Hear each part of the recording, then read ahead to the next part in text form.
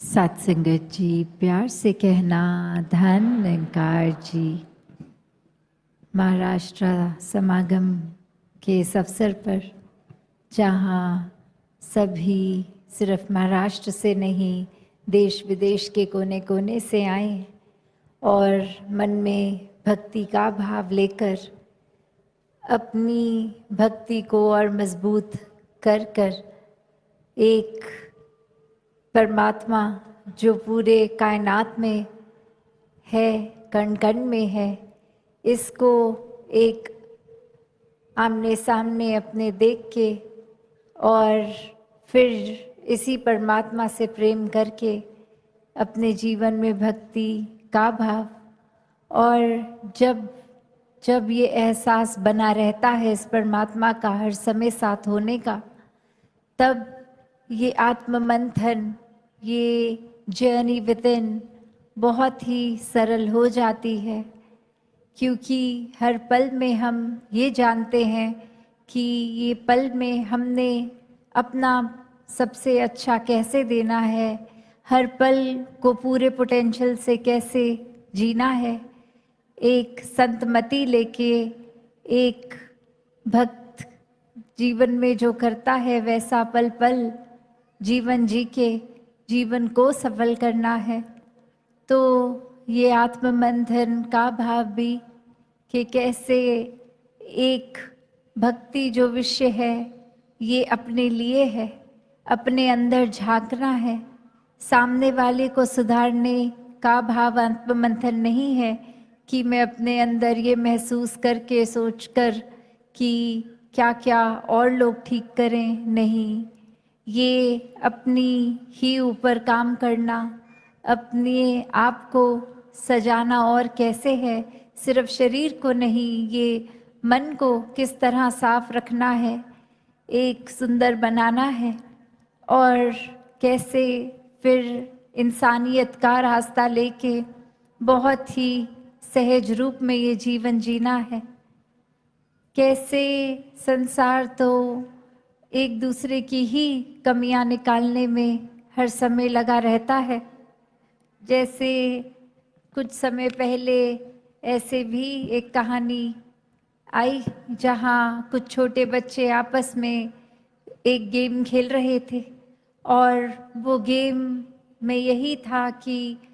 ये आँख को 2 मिनट के लिए बंद करना है सभी बच्चों ने। और कैसे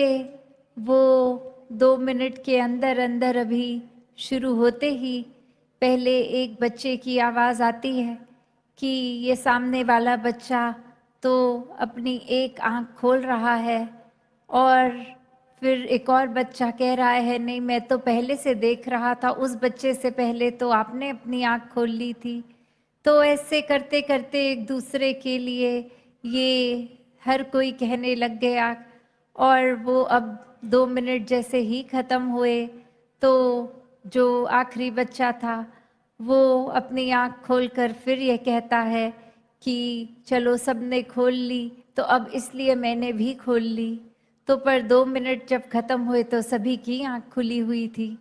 तो बात यही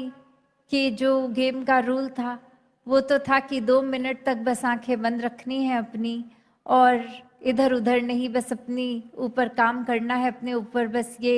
एक रूल है, इसको फॉलो करना है। और वो 2 मिनट भी नहीं, एक दूसरे की कमियां, एक गलती किसने करी, कब करी, इसने पहले उसने बाद में, ये जज बन के खुद और खुद ही वो गलती भी कर रहे हैं।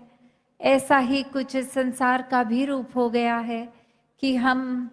हर किसी की बस एक कमी निकालने में तुले हैं। कैसे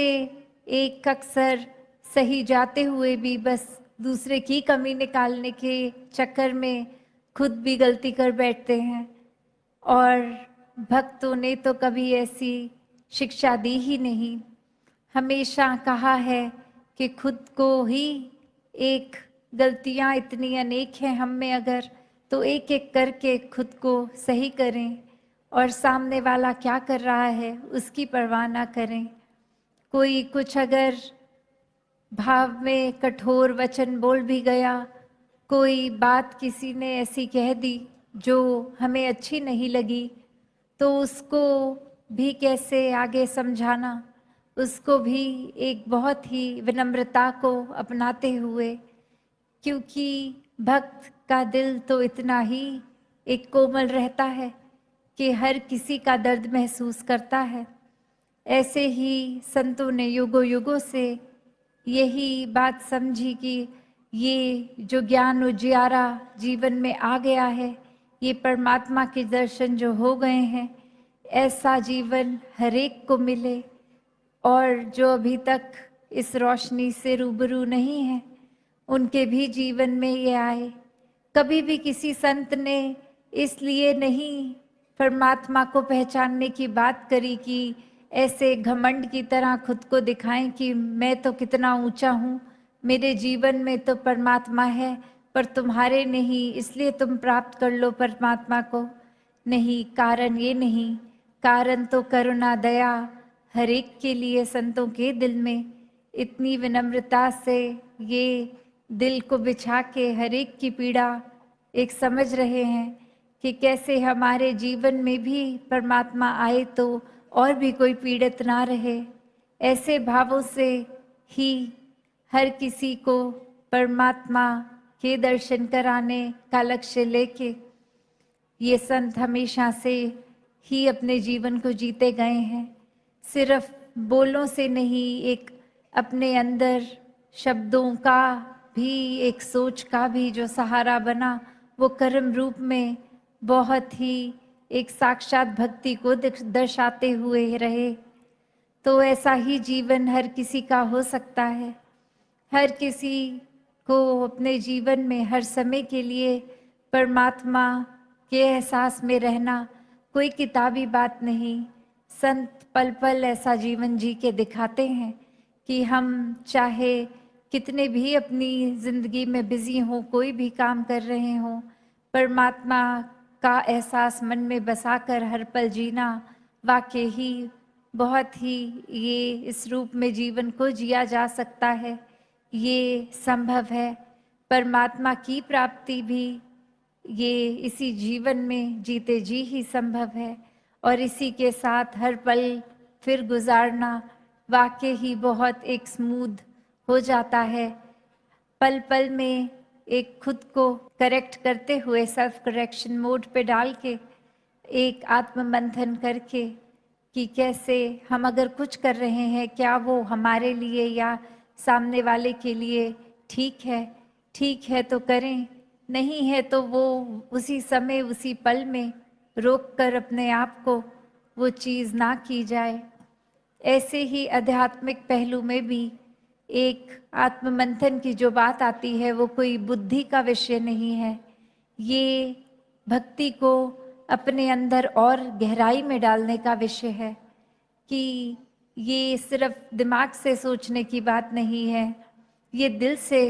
सोचना समझना जिसको कहते हैं, वो एक गहराई में जाने की बात है, अपने भीतर जाने की बात है। तो जहाँ हर कोई आज भी यही संदेश सत्संग के दौरान भी दे रहे थे कि कैसे ये संसार जो इस परमात्मा ने बहुत ही खूबसूरत बनाया है, हम अब इस संसार में आए हैं तो यही फर्ज है कि एक इंसानियत बनाकर इस संसार में रहें। ये एक ऊपरी रूप भी संसार का अगर ये है, इसको साफ किया जाए, गंद ना डाला जाए, एक कैसे वृक्ष लगाए जाएं, कैसे पोल्यूशन की बात जो आती है वो यही है कि वो अपने अंदर की मन की पोल्यूशन है या बाहर हवा में पोल्यूशन है, दोनों ही नुकसान का काम करते हैं। जब हम सांस लेते हैं तो फिर वो पोल्यूशन लंग्स का इशू, और अपने मन में अगर हम किसी के लिए नफरत पालते हैं तो वो भी पोल्यूशन फिर हमारे लिए बहुत ही नुकसान करती है। उस समय में शायद हमको नहीं लगता कि हम अगर किसी के प्रति ऐसी बुरी सोच बना रहे हैं तो इससे क्या ही हो जाएगा, 1 मिनट ही तो हमने किसी के बारे में कोई चुगली कर दी, कोई निंदा कर दी, कोई एक जेलस होकर कुछ ऐसी बात बोल दी, पर ये कब आदत बन जाती है, कब मन बार बार इसके ही एक आकर्षित होकर माया रूप ये बुराइयां भी, कैसे फिर हर पल में ही हम निराकार को तो भूलकर बुराइयों को ही अपना लेते हैं। तो इसीलिए संतों ने हमेशा से सावधान किया कि कैसे एक भी पल जीवन का हम अगर ऐसी चीज़ों में लगाएंगे तो वो पल हम परमात्मा के आनंद में हो सकते थे। उस पल से खुद को वंचित कर दिया और ऐसी चीज़ का सहारा लिया जो अपने लिए भी नुकसानदायक है, औरों के लिए भी है। तो यही बात बार बार संत समझा रहे हैं कि कुछ भी भाव मन में आए तो वो भी साफ कर लें, छटाई कर लें आत्ममंथन से कि अब कैसे भाव मन में टिकने चाहिए।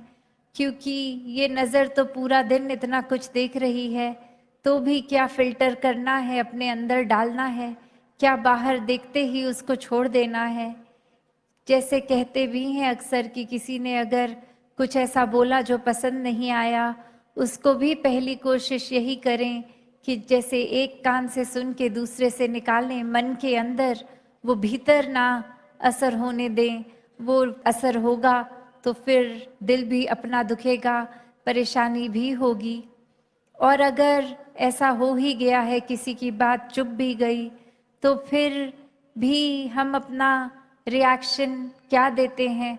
एक किसी को अगर गुस्सा आया किसी पल में, तो उस गुस्से को किस रूप में एक कंट्रोल करना है। वो एक जैसे आग का अक्सर उदाहरण देते हैं कि आग में इतनी तपश होती है, अगर हम डायरेक्ट कोई अपना फुल्का सीधा आग में डालेंगे तो वो तो बनेगा नहीं, आग उसको भस्म कर देगी। पर वही एक तवे का रूप,